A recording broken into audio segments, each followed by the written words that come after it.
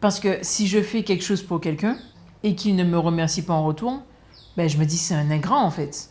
C'est probablement parce que ce que tu as fait ne correspond pas à ses besoins ou à ses attentes.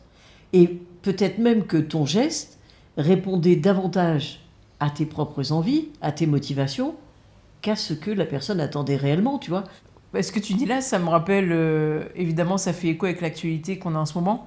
C'est celle d'Emmanuel Macron qui parle des pays africains qui seraient, selon lui, ingrats envers la France. Ah mais c'est complètement d'actualité, en effet. Alors d'abord, il adopte une posture d'autorité qui peut être discutable, hein.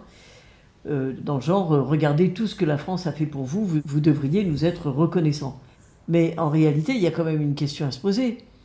À quels besoins répondaient ces interventions françaises sur ces territoires ? Est-ce qu'elles visaient prioritairement, comme c'était dit, les besoins des populations locales, le développement économique des pays ?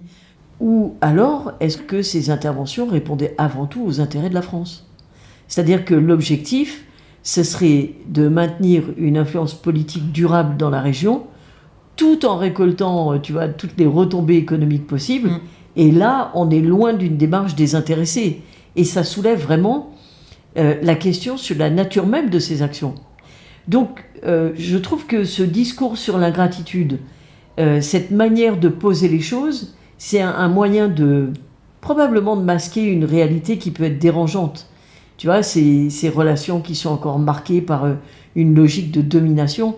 Et avoir ce genre de discours, imposer cette posture, exiger des remerciements, non seulement c'est incohérent, moi je trouve ça inacceptable, hein, mais en tout cas, c'est pas du tout ce qui va permettre de créer des relations internationales équilibrées. C'est clair.